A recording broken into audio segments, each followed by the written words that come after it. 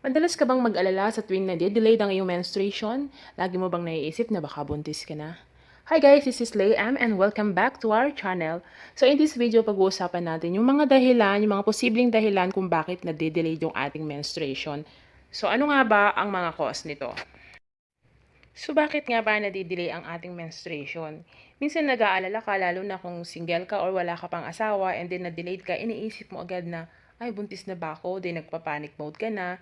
Pero hindi dapat ganun. Dapat alamin mo muna kung ano ba yung mga sanhi. Hindi lang kasi pagbubuntis ang sanhi ng pagka-delayed ng ating period. Mas mainam na alamin ang posibleng dahilan bago ka magmadaling bumili ng pregnancy test sa drugstore. Alamin muna natin ngayon kung ano ba yung mga 6 na karaniwang dahilan kapag hindi pa tayo dinadatnan ng ating buwan ng dalaw. So yung number 1 na nagkukos ng delayed period ay ang stress o labis na pag-aalala. Ang labis na pag-aalala kasi at stress ay hindi lang nakakaapekto sa ating emotional at mental na kalagayan, kundi pati na rin sa ating pisikal. Kasama na dito ang hypothalamus, ang bahagi ng utak na nagkokontrol sa pagpapalabas ng hormones. Ayon sa mga pag-aaral, kapag labis ang stress, maapektuhan ang menstrual cycle natin na maaring maging maikli o mas matagal o di kaya ay huli o hindi dumadating sa takdang araw. Meron din namang nagkakaroon ng mas masakit na period cramps. Yan, minsan nararanasan ko to. So ano ba yung mga dapat nating gawin? Hanggat makakaya nating iwasan ng labis na pag-iisip at ang mga sitwasyong nakaka-stress, gawin po natin ito. Mag-exercise din tayo, matulog ng sapat, at maghanap ng mapaglilibangan para mawala o maibsan ang ating stress level. Ang second reason na maaaring mag-cause ng pagkadelay ng period ang paggamit natin ng birth control. Tipikal na kaalaman sa mga babae na mas makakatulong na ma-regulate ang menstrual cycle kapag gumagamit ng birth control pills. Pero ayon sa medical article ng reproductive health expert na si George Patonakis, minsan din ay nakakaapekto ang pag-inom ng extended cycle ng birth control pills. Sa halip daw na 21 pills sa 21 na araw, may mga set ng pills na para sa 28-day cycles at mayroon ding tuloy-tuloy na 3 buwan. Sa 28 pill set, ang 7 ay blanco or hormone-free pills, pero ginagamit para masanay ang babae na uminom at hindi makalimot. Ang hormonal birth controls ay nagpapalabas ng estrogen na may kasamang progesterone sa loob ng 21 days. Kasunod nito ang ilang hormone-free pill days. Ang pagkawala ng hormones ang nagpapalabas ng menstruation o dugo.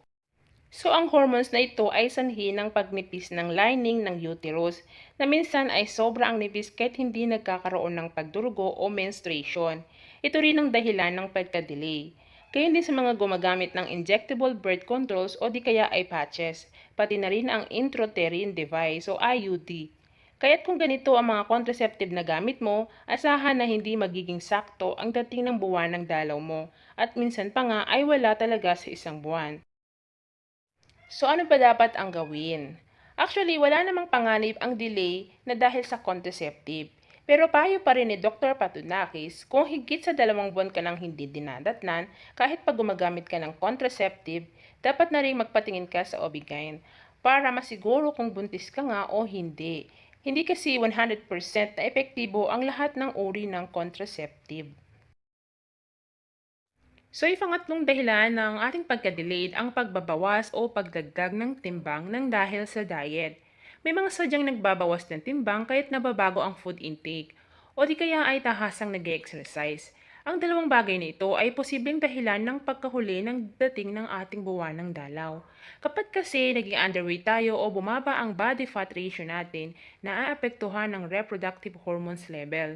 Sobrang bumababa ito kaya't hindi nangyayari ang dapat na ovulation o menstruation. Gayun din ang problema kapag labis naman ang nadagdag sa timbang. Bagamat mas apektado ang pagkahuli ng menstruation kapag labis ang pagbagsak ng ating timbang. Kapag kasi sa kulang tayo sa sustansya ang ating katawan, naaapektuhan nito ang produksyon ng hormones na nagre-regulate sa ovaryo ng babae. So ang dapat nating gawin, kung huli ang dating ng menstruation mo at posibleng dahil ito sa mabilis na pagbaba ng timbang o sa pag-exercise, dapat din kumonsulta agad sa doktor o sa dietitian para mapayuhan ka ng kakailanganing vitamins at nutrients ng katawan mo para ma-regulate ang iyong period. Ang pagdagdag ng kahit kaunting timbang ay makakatulong din na mabalik sa regular ang menstruation. So yung pang-apat na dahilan natin ang pagkakaroon ng PCOS o hormonal imbalance. PCOS ang isa sa pinakaraniwang hormonal disorder ng mga babae. May mga hormones tulad ng prolactin o thyroid hormones na nagiging sanhi ng menstrual delay. Pero sa isang typical na menstrual cycle, ang bawat ovaryo ng babae ay naglalabas ng 5 follicles. Isa dito ang maglalabas ng itlog para sa ovulation. Kapag may PCOS ang isang babae, may mga sobrang follicles. Kaya mas marami ang nag-aagawan para maglabas ng itlog at tumatagal ang proseso ng ovulation. At hanggang walang nailalabas na itlog, hindi magsisimula ang menstrual cycle.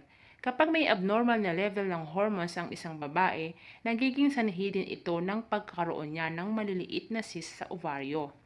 So, ang pangunahing sintomas ng PCOS ay ang labis na pagbigat ng timbang o obesity. Dagdag pa ang pagtaas ng level ng hormone ng androgen na nagiging sanhi ng taghiyawat at makapal na buhok o balahibo sa mukha at dibdib.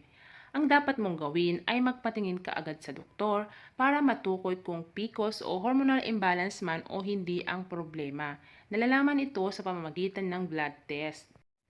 Kadalasan ay kailangan lang ng gamot para maibalik ang regular na dating ng menstruation. Kapag hindi naagapan, maaring mapunta ito sa endometrial cancer. Para lubusan mong malaman kung may PCOS ka nga, kailangan ng masusing blood test at ultrasound ng ovaries. Tanging ang mga doktor lamang ang makapagbibigay ng diagnosis para din masiguro na wala ng ibang kondisyon na dahilan ng delayed ng menstruation mo. Ayon din sa mga espesyalista, makakabuti ang pagbabawas ng kahit 10% lang ng timbang ng mga pasyenteng may PCOS para makatulong na mabalik sa dating cycle ang kanilang menstruation. Ang panglimang dahilan ay ang perimenopause. Ang average na pagdating ng menopause ay edad 50 to 52 pataas. Pero may mga nakararanas na ng pagkaantala o delayed menstrual cycles o di kaya ay ang pagkawala ng menstruation ng ilang buwan sa kababalik pagdating ng edad na 45 pataas. Imbis na 28 days ang pagitan, nagiging 48 days o higit pa dahil posible ito sa estrogen levels ay nag-iiba-iba na o maaring may problema din sa ovaries. Ayon kay Dr. Sima Samat, MD Obstetrician and Gynecologist ng Aster Clinic Dubai, kung ikaw ay nasa edad na 40 hanggang 48 at tumigil na ang buwan ng dalaw mo ng higit sa isang taon, ito ay tinatawag na early menopause. So ito naman po yung mga dapat natin gawin. Kumonsulta sa iyong OB/GYN para malaman kung ano ang mga sintomas o senyales ng perimenopause, kung paano mapapangalagaan ang iyong sarili at kung ano ang makatutulong na inumin o kainin. Ang pang-anim na dahilan ay maaaring senyalis na ito ng karamdaman. Maaring hudyat din ito ng karamdaman na tulad ng diabetes o thyroid disease.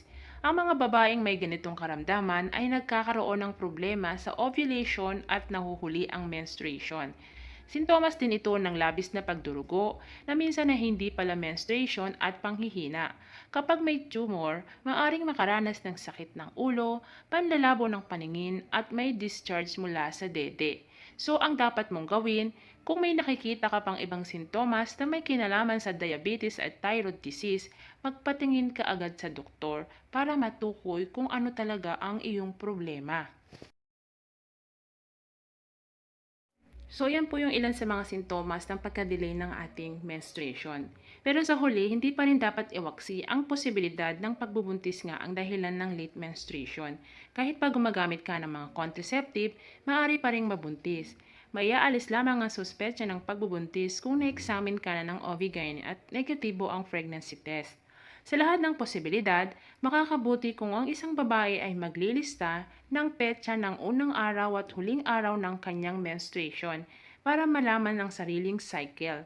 Kapag nagpatingin din kasi sa doktor, ito ang unang tinatanong, una at huling araw ng pinakahuling menstruation.